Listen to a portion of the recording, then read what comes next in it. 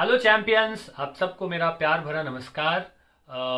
मैं उम्मीद करता हूं कि आप सब बिल्कुल स्वस्थ होंगे और अपना बहुत सारा ख्याल रख रहे होंगे और इस दौर को, इस लम्हे को बहुत खूबसूरती के साथ आप एंजॉय कर रहे होंगे। आज के इस वीडियो में मैं एक बहुत ज़रूरी आपकी जो जिज्ञासा रहती है उस जिज्ञासा का समाधान करने के लिए आया हूं।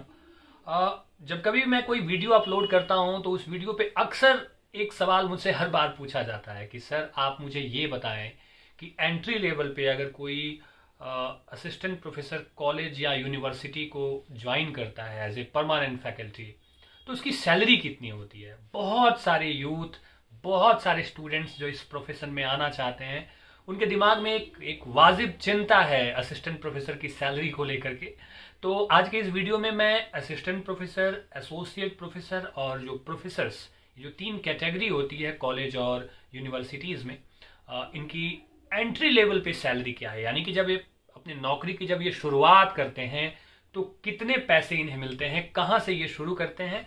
आगे तो फिर उसमें प्रमोशन और इंक्रीमेंट्स की बात तो अलग होती है, वो एक प्रक्रिया है जिसमें चीज़ें धीरे धीरे बढ़ती रहती हैं। लेकिन शुरुआती स्तर पे जब बिल्कुल नई नई नौकरी उनकी लगती है, जब वो असिस्टेंट होते हैं, जब वो एसोसिएट होते हैं और जब वो प्रोफेसर होते हैं, तो उनकी सैलरी क्या होती है। आप सबको मालूम होगा कि देश में 7वां वेतन आयोग लागू हो गया है, बहुत सारे स्टेट ने भी इसे लागू कर दिया है। तो 7वें वेतन आयोग के को ध्यान में रखते हुए एंट्री लेवल पे एक असिस्टेंट प्रोफेसर, एसोसिएट और प्रोफेसर की जो सैलरी होती है वो क्या होगी, वो मैं आपको बताने जाऊंगा और मैं वो आपको एक चार्ट के तहत बताना चाहूंगा। और वो चार्ट है यूजीसी का जो नोटिफिकेशन है, उसी चार्ट को मैं आपके सामने लेके आ रहा हूं और मैं ये सारी चीजें आपके सामने क्लियर कर रहा हूं। तो आप यहाँ देख सकते हैं कि एक चार्ट है जिसमें एग्जिस्टिंग पे है और दूसरी तरफ रिवाइज्ड पे है। एग्जिस्टिंग पे मतलब पुराना और रिवाइज्ड का मतलब है कि जो नया पे स्केल 7th पे कमीशन के थ्रू तहत जो दिया जा रहा है। तो सबसे पहले असिस्टेंट प्रोफेसर का हम देखते हैं कि एंट्री लेवल पे एक असिस्टेंट प्रोफेसर की जो शुरुआती जो सैलरी होती है वो होती है 57,700। लेकिन इसमें और भी सारी चीज़ें जुड़ जाती हैं, जैसे कि डियरनेस अलाउंसेस है, डीए है, महंगाई भत्ता है, फिर से एचआरए है। तो अभी सेंटर जो डीए दे रहा है वह 28% है। तो आप 57,700 का अगर 28% डीए निकालते हैं तो वो हो जाता है 16,156। और इस 16,156 को आप 57,700 में जोड़ देते हैं तो लगभग 71,000 रुपये आपके बनते हैं। ये सिर्फ डीए का हो गया। इसके बाद जो हाउस रेंट एचआरए होता है वह वेरी करता है, वो अलग अलग स्टेट में, अलग अलग सिटी में अलग अलग हिसाब से मिलता है। तो जैसे दिल्ली जैसे बड़े शहरों में वो ज़्यादा है, कहीं कहीं पे फिक्स होता है।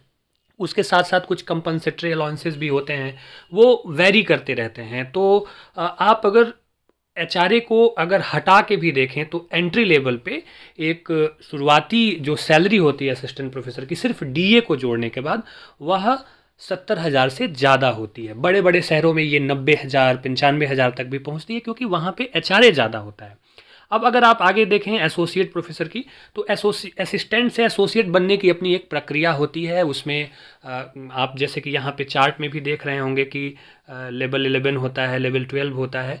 तो वो धीरे धीरे प्रमोशन है, उसके बारे में कभी अलग से मैं आपको बताऊँगा। लेकिन एंट्री लेवल पे एक एसोसिएट प्रोफेसर की जो एंट्री पे होती है वो होती है 1,31,400 रुपये। और इसमें आप फिर डीए जोड़ लें या फिर एचआरए जोड़ लें, इंक्रीमेंट्स जोड़ लें, ये तमाम तरह की चीज़ें इसमें साथ में जुड़ जाती हैं। तो आप यहाँ पे देख रहे हैं कि कॉलेज और यूनिवर्सिटी में अगर एक टीचर के रूप में अगर आप अपने करियर की शुरुआत करना चाहते हैं तो सैलरी बहुत हैंडसम है और आपको समय समय पे उसके इंक्रीमेंट्स मिलते हैं, उसको आपको बहुत सारे फ़ायदे मिलते रहते हैं। आप ये देखेंगे कि एसोसिएट से प्रोफेसर, असिस्टेंट से एसोसिएट प्रोफेसर और एसोसिएट से फिर आप प्रोफेसर बनते हैं। ये एक प्रमोशन चैनल है, तो उसके भी अपने अलग अलग पे रूल है, 13A है, 14A है। लेकिन नॉर्मली जो अगर आप प्रोफेसर बनते हैं, आपके पास वो सारे क्राइटेरिया अगर आप फुलफ़िल करते हैं, आपके रिसर्च आर्टिकल पब्लिश्ड हैं, किताबें हैं, वो तमाम तरह की चीज़ें होती हैं, रूल्स होते हैं, जिसके बारे में कभी हम अलग से बात करेंगे और आपको बताऊंगा कि असिस्टेंट से एसोसिएट बनने के लिए क्या क्या शर्तें आपको पूरी करनी होती है, क्या टाइम लगता है उसमें, कौन कौन सी चीज़ें आपको करने के लिए उसमें अनिवार्य शर्तें होती हैं, फिर एसोसिएट से फिर प्रोफेसर बनने के लिए आपको कौन कौन सी शर्तें पूरी करनी होती है, आपका एपीआई कैसे होना चाहिए, तो वो उस पे बहरहाल हम बात करेंगे कभी। लेकिन फ़िलहाल मैं आपको इतना बता दूं कि आप देख रहे हैं नीचे मैंने पॉइंट किया है कि एकेडमिक लेवल 15 पे अगर एंट्री पे एक प्रोफेसर की अगर आप देखते हैं तो वो है 1,82,200 रुपये। और इस 1,82,200 रुपये में फिर से वो सारे भत्ते, चाहे वो महंगाई भत्ता हो, चाहे वह एचआरए हो, और भी जो सारी चीज़ें हैं वो जुड़ती चली जाती हैं।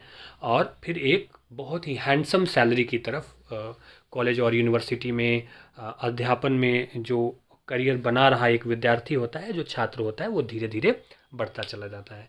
तो एंट्री लेवल पे मैंने बहुत बेसिक्स बातें की। इसमें आप जो ये देख रहे हैं एकेडमिक लेवल्स जो सारे देख रहे हैं, उनके अपनी अपनी कुछ शर्तें होती हैं जिसे पूरा करना होता है। और एक बार जब कोई इसमें इस प्रोफेशन में आ जाता है तो ज़्यादातर लोग कोशिश करके उसे पूरा कर लेते हैं। तो एंट्री लेवल पे मैंने बेसिक्स जो चीज़ें थी वो आपको बताई और आपको ये मैंने समझाया।